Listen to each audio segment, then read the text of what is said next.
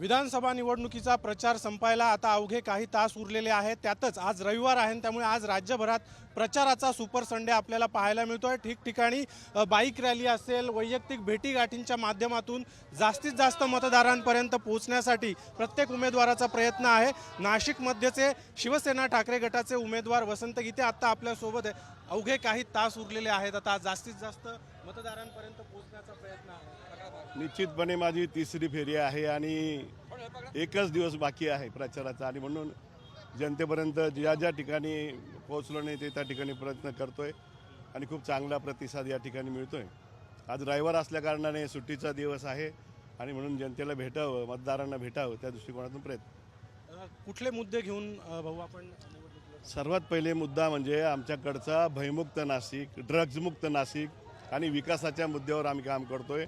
मी या शहराचं 2 वेळेस नेतृत्व केलं, एकदा महापौर म्हणून केलं, आमदार म्हणून केलं। या शहरातले प्रश्न आम्हाला माहिती आहे, परंतु गेली 10 वर्ष ज्या आमदारांना इथं निवडून दिलं त्यांनी कुठल्याही विकासाचं काही ठोस असं काम केलेलं नाही।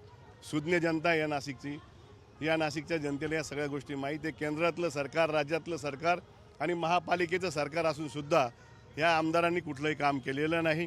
मुंबई बघा, पुणे बघा, नागपूर बघा, आणि ह्या नागपूरच्या माणसांनी ज्यांचं नाव उपमुख्यमंत्री आदरणीय देवेंद्र फडणवीस हे गाव दत्तक घेतलं, नाशिकला दत्तक घेतलं आणि रस्त्यावर सोडून दिलं।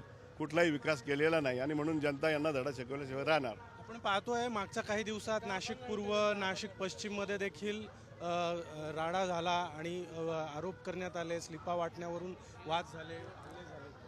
मुळात त्या भागातले जे काही प्रश्न असतील, खरं तर वाद या ठिकाणी करूनही जनतेला हे आवडत नाही, गुंडगिरी ही जनतेला आवडत नाही आणि म्हणून भयमुक्त नाशिक, ड्रगमुक्त नाशिक घेऊन आम्ही या ठिकाणी निघालेलो। आपण ज्यावेळेस ड्रग्ज मुक्तचा नारा दिला त्यावेळेस विरोधकांकडून देखील आपल्यावर आरोप करण्यात आलेले होते।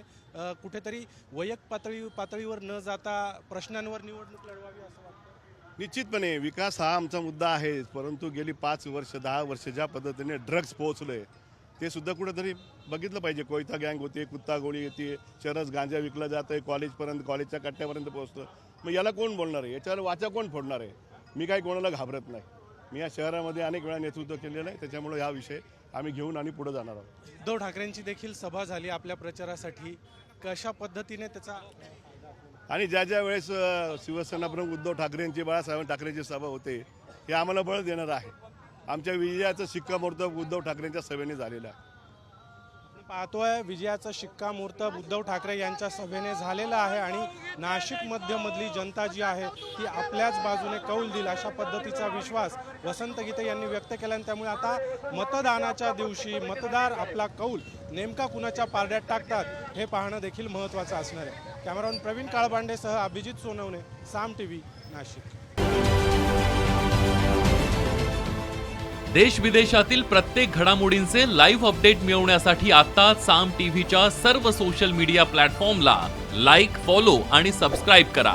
तसंच सर्व नोटिफिकेशनसाठी बेल आयकॉन प्रेस करायला विसरू नका।